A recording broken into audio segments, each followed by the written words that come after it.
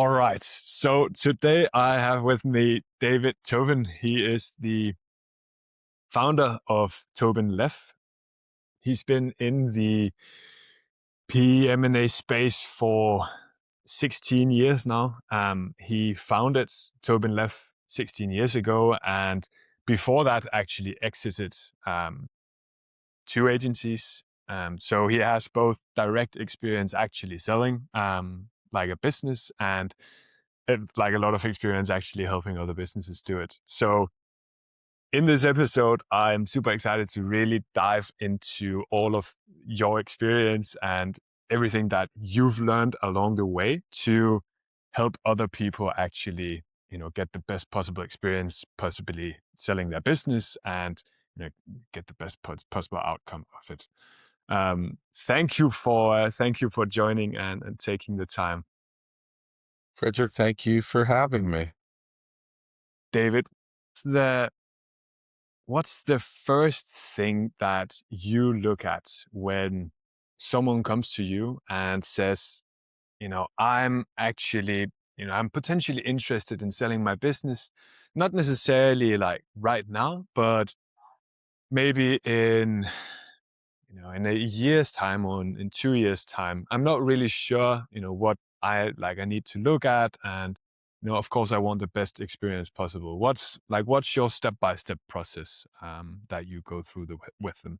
First step, as many of your listeners and viewers can appreciate, is to try to, as best that we can, understand that owner or owners' objectives, their vision for a sale, for a liquidity event. Why are they doing it? So the focus initially is on the why. Then we can, of course, explore some of the financial and economic aspects of it. But it's such an important emotional decision, and somebody's thinking about either selling or bringing on an investment partner. Those are major business decisions, and we really try to get at what's driving that and what's their vision. Why do you do that? Because we have to make sure our prospective clients' expectations can be met or exceeded. We have to try to assess, are they truly looking for an event? And many times, which is fine, people just want to explore because they want to get a sense of what their business may be worth today, which is fine. We're happy to share that. But it's, if somebody's going to go through a selling process, an M&A process, it's a major commitment on their part and on our part. So you really have to get to what's driving it. Are their expectations realistic? Hmm. What makes it the right time? Very personal.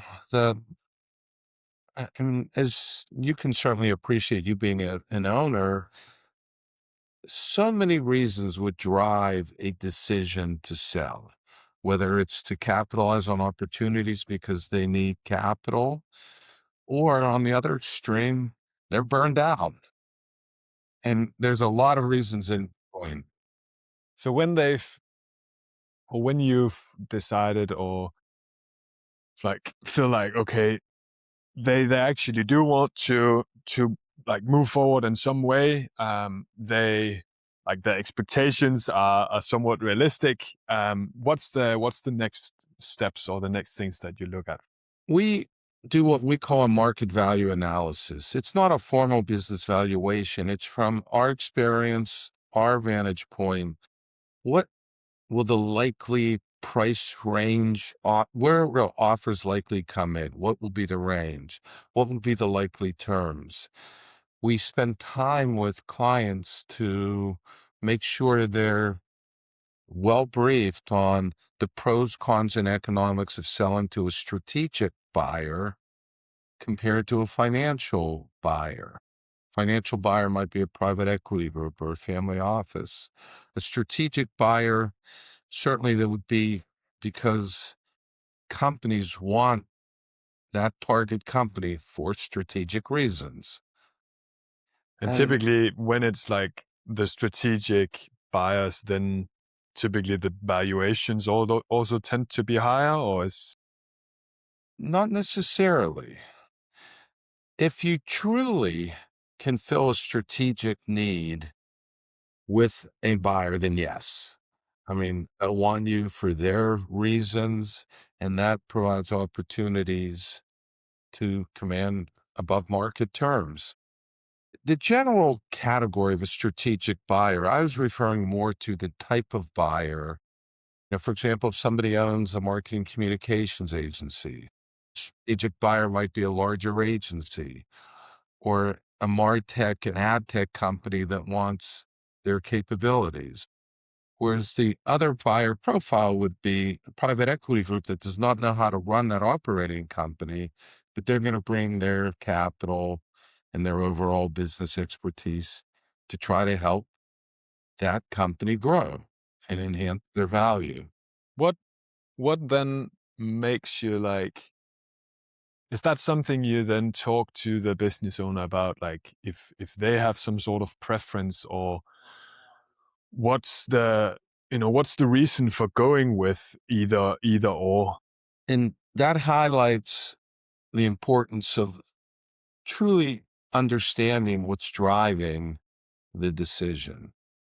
As an example, financial buyers, if a private equity group or a family office wants to create a platform with a target company, in most situations, that owner of the company may need to commit to lead the enterprise for 4, 5, or 6 years through two liquidity events or two sales. So it's not always the case, but that's the structure that many buyers would be looking for.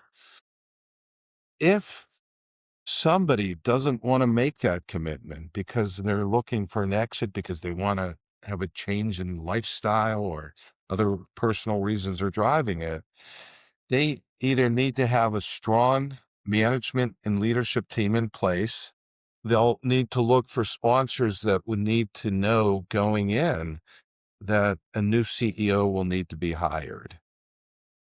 Whereas on the strategic side, in some situations, the strategic buyer will have the infrastructure or the management team. It may enable that seller to exit quicker. Sooner, yeah. Maybe, after a 6-month integration period. So that's where there's so many variables, both coming from seller and the opportunities in the marketplace. Interesting. So that's when you really use that, like actually knowing why is it you're actually interested in selling, And really for comes into play.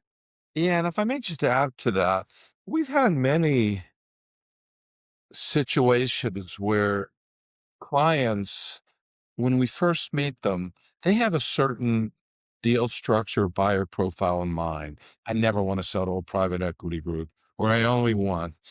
And we really try to spend time with them to educate pluses, negatives.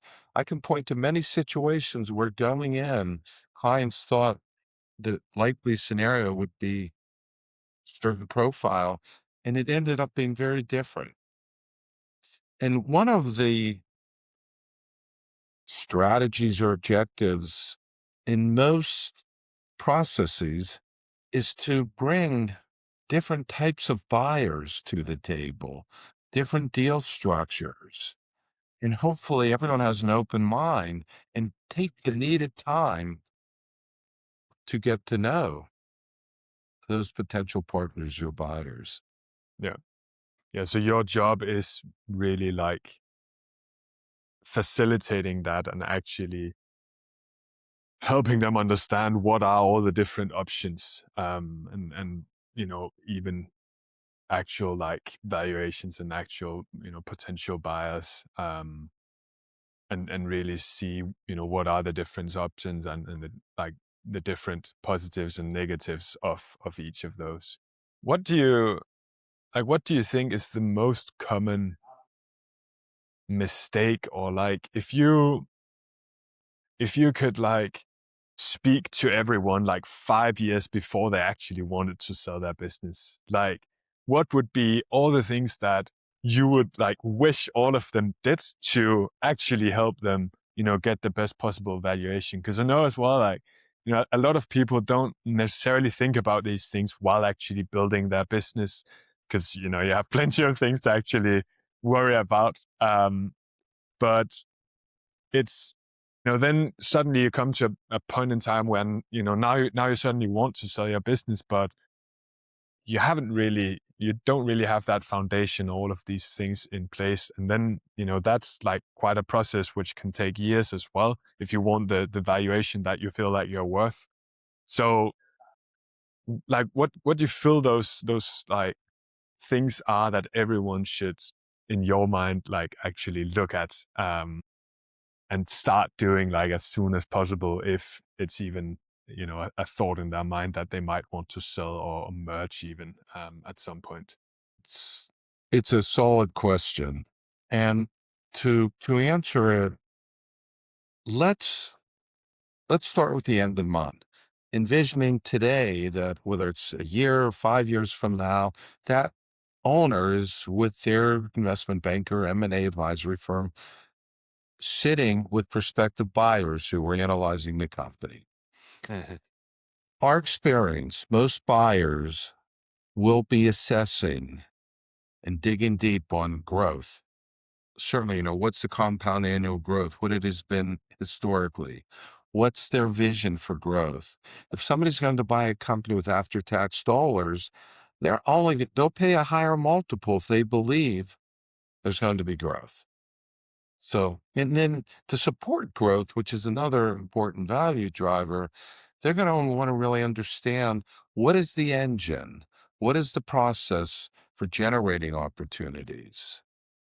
Where are the leads coming from? Are they consistent? So growth is also achieved by good client retention. They're going to dig deep on churn rates and being able to demonstrate that you did work for X number of clients 2 years ago. Are you still working with them today? So growth is so important. Hand in hand with growth would be margins.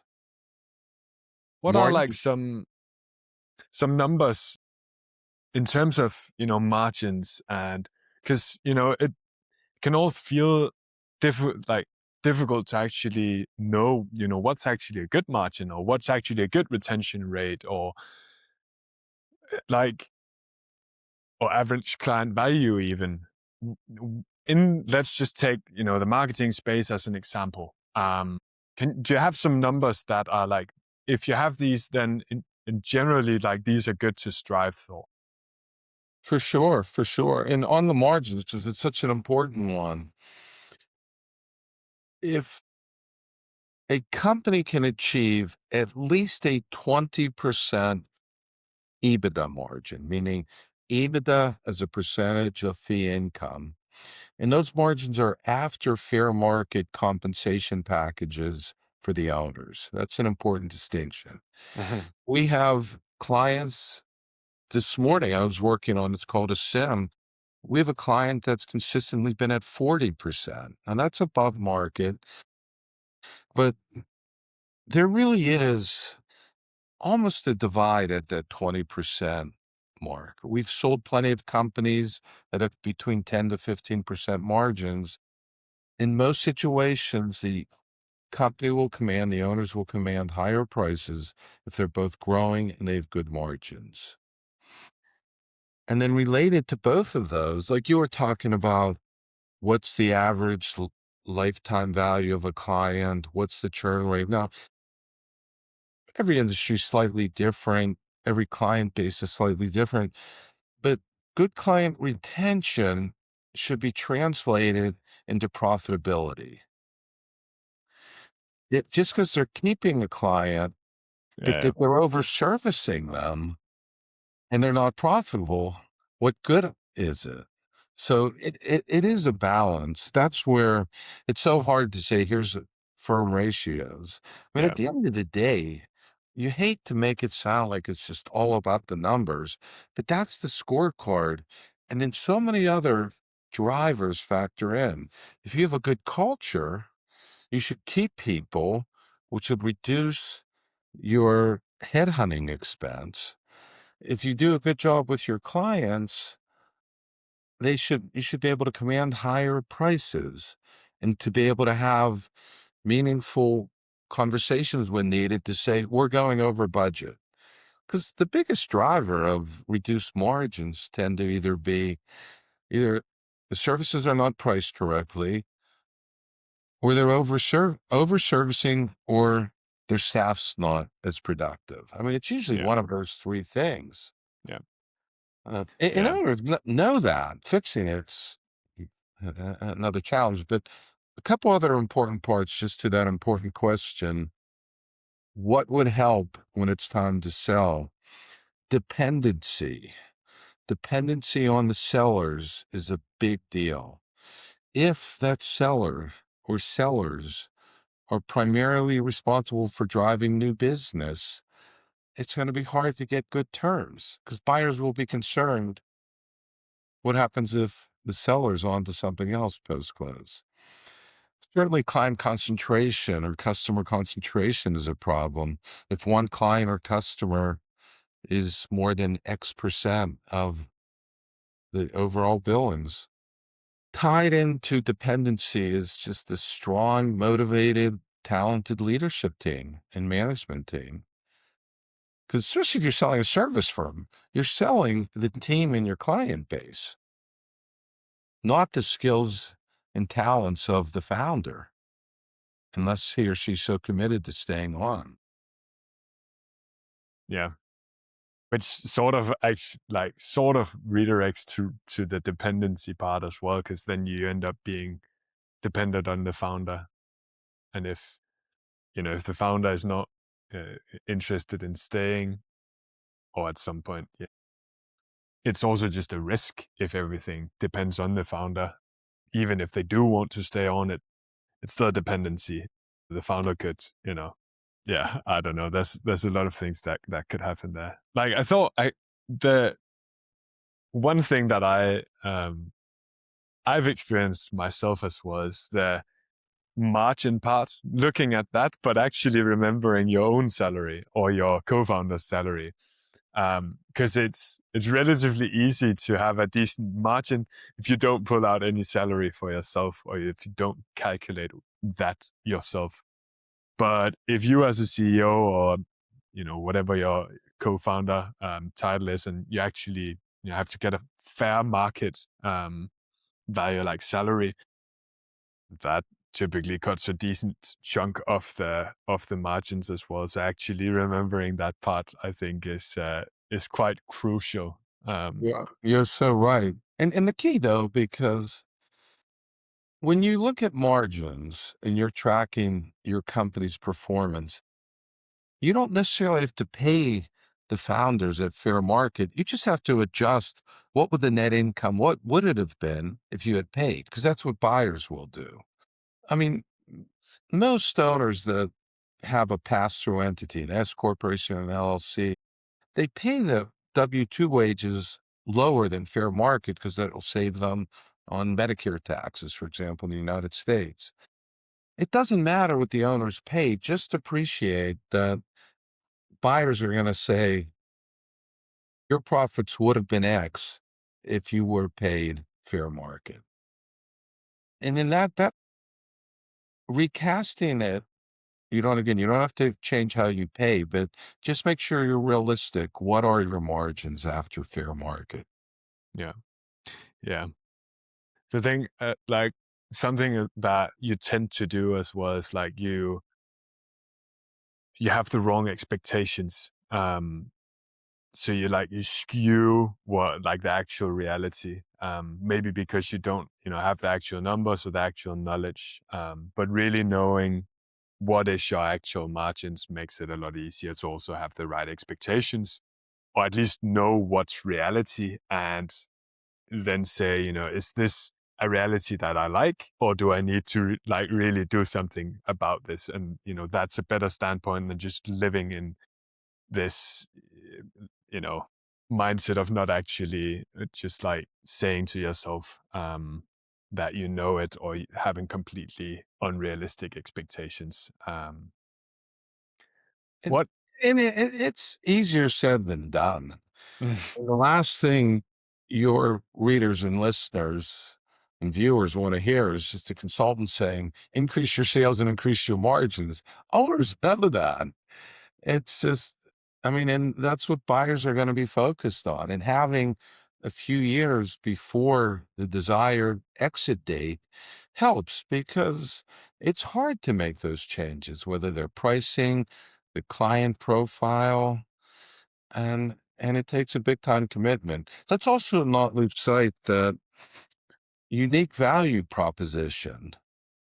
What's special about this company? I mean, really, and that evolves, but you need to be standing in front of an audience, whether it's one-on-one with prospective buyers, and say, we are fabulous at X, or this is what makes us special. And it doesn't mean it just has to be a vertical expertise. I mean, that there's a lot of value in quote owning a sector. That's great. We've sold other companies because they're great at certain capabilities. Recently completed a tremendous transaction because the client's business model knew how to consistently hit margins of 40%. I mean, that there's different quote unique value propositions. And hopefully owners are passionate. If they're not passionate, it's not going to grow. Yeah, So let's just not lose sight of really latching on to what makes a company special yeah, and telling the world. yeah. That's also, yeah, that's for sure, part of the growth actually. And I guess it's also dependent on where you are in the journey. Because I think at least I know I did, you don't necessarily start with something special. You start somewhere and then, you fail and you try and you try again. And at some point you end up in a place where you actually realize, oh, now I actually have something special because put in the time and the hours to actually develop it.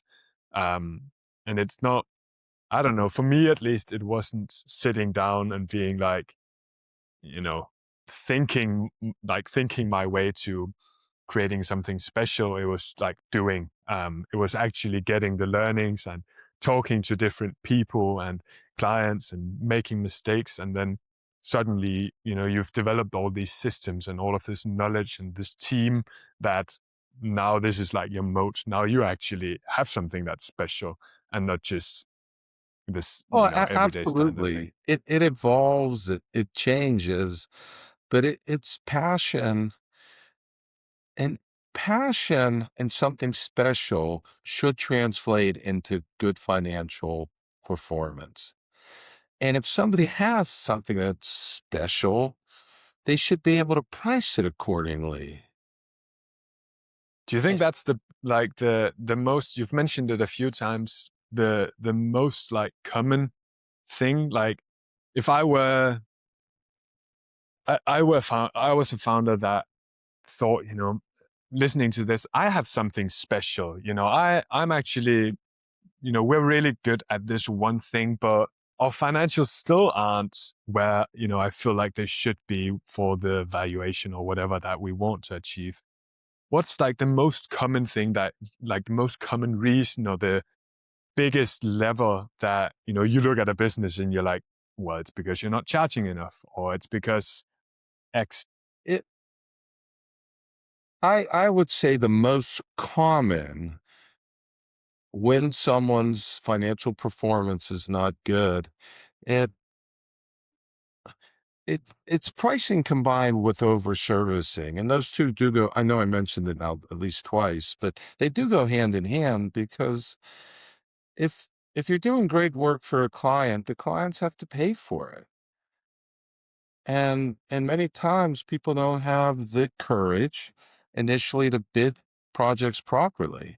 They'll take smaller retainers and they'll be doing work that the retainer should be twice the amount. Yeah. And it's just Yeah. it's just being approaching client relationships where if you're great at what you do, get paid for it, whether that's how you price it and or how you structure, and then do great work so you keep those clients. I guess it is because it's uncomfortable. It's like, it's uncomfortable to have these conversations, especially the ones where, it might be a long-term client that, they're really happy, you're really happy, you've worked for quite a while, you really don't want to lose them, but you're like, they're in a place where you're not really that profitable actually working with them. Like those conversations, having those are not the easiest. I think from my experience, the what makes them easier is actually digging in and like starting the conversation with them, as like questioning them about the results and their happiness actually working with you. Because if they then come back and say,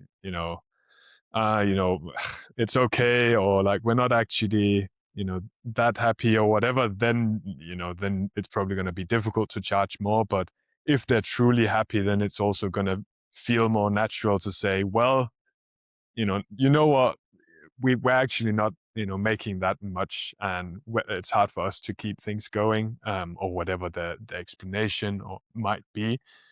um, from my experience, that makes it less like uncomfortable. And at the end of the day, I guess you're running a business. So if You you are, can't have those conversations, then yeah, and as it relates to the M&A process, I mean, it's nice if you have big name clients on your client roster, but if they're not profitable, it hurts more than it could hurt more than it helps. And it's like, yeah, I've run into situations many times. Well, we have to do work because they're XYZ Fortune 500 company. Well, there might be a place for that. Maybe it does help other marketing efforts. You're doing that for a sales reason, but owners just have to be realistic. If you have something good, if somebody's not willing to pay for it, go on to the next one. And again, I mean, it's easier I said than made done. Yeah. light of, Sultan saying grow and have better margins and price yourself, but it really does, at the end of the day, come down to some of those basic drivers that that you have a company that can consistently make money. And I guess where that starts as well is where you also started with actually knowing your numbers, actually knowing your margins. It's not a sexy thing, but if you don't know your margins, or you don't know your numbers, it's hard to actually price yourself, to know, like what you actually need to price yourself at to actually have a decent margin.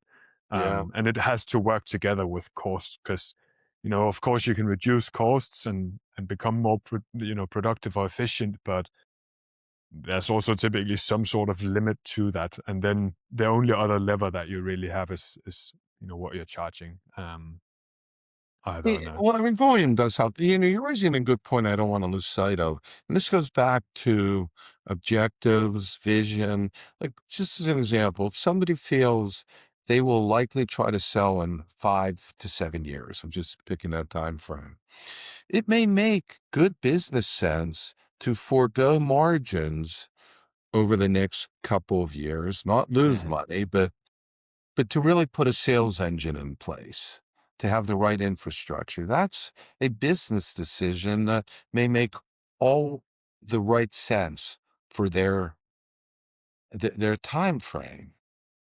So it's not so clear cut just hit a 20% margin. It's just appreciating when it's time to sell. Growth margins, dependency, vision for value, just be able to nail those key drivers.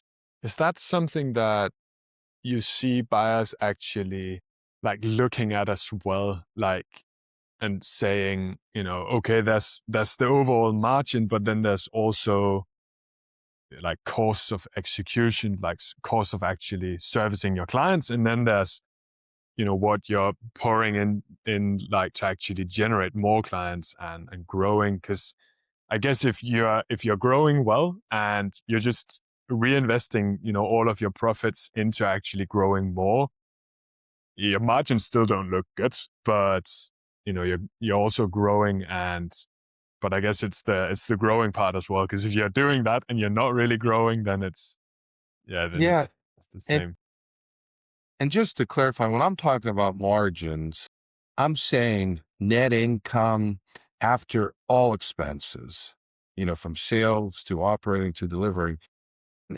And also really getting educated on the KPIs, the multiples for specific industries. Just as an example, like a marketing services agency, typically valuations are based on a multiple of EBITDA, and that EBITDA margin is important.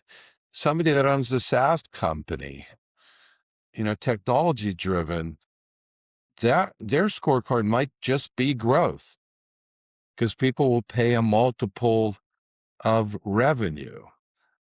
So your listeners and owners know that they're going to seek out, and there's so much information. I mean, every one of your owners can type into all the different AI tools and say, how are firms like mine or companies like mine valued? You'll get those insights. Yeah, for sure. What's the last thing that you would want someone to like walk away with after listening to this? Relationships. Take the needed time to seek out an advisory team that has expertise for the types of companies you want to be when you sell. If you see yourself being a $30 million company in a few years, I mean, really seek out the right type of advisors, from, financial, tax. You don't have to engage an investment banking firm now if you're 5 years out, but get to know them. So relationships are important. Developing relationships with potential future buyers. Go to those conferences, seek out the major competitors or companies that are, making plays in your industry. They don't have to be competitors. I mean, it's so much of it when it comes down to selling to companies driven around relationships. And if you don't know them going into the time when you want to sell, make sure your investment banking or M&A firm support really taking the needed time to get to know buyers before you sign a letter of intent. I mean, we recently put out a whole series of content, and the theme was M&A is about the people. Don't get so caught up in, I was focused a few minutes ago on margins, and very important, but you've got to balance it with people and relationships. So that would be my advice. Research, get to know potential buyers, get to know sellers who have had great successes with your types of companies. That all will serve us all well. Interesting. I think that's actually like actually unique advice, especially in like the world we live in today, because people like value or spend less and less time, I feel, on Yes. relationships. But because I guess as well, like selling your business, like it's a big transaction, hopefully. Um, it's a big decision both for the buyer and the seller. It's like having the right relationships is, of course, actually more important. And if you already have trust there and everything else, the rest of the process is also gonna be easy, I imagine. Yes. So that's actually really valuable information, and something I hadn't thought about in that way. Um, Tobin, if David, if anyone wanted to follow you or get in contact, what's the what's the best place to do that? Sure. Thank you for having me say that. Tobinleff.com, TOBINLEFF, TOBINLEFF.com. My email's dtobin@tobinleff. My cell phone is 412-418-1231. There's 7 partners in our firm, myself, my 6 partners. We welcome just having discussions with owners. I mean, just call us if you want to talk about the M&A market or your business. Certainly no charge for phone calls or initial Zoom meetings. We just want to share what we're seeing and if we can add value. Gets back to the relationships as well. Nice. All right. Thanks.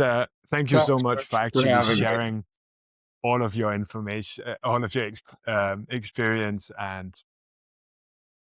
like value. I found it super, super helpful and interesting myself. And I'm sure that everyone listens to this will as well.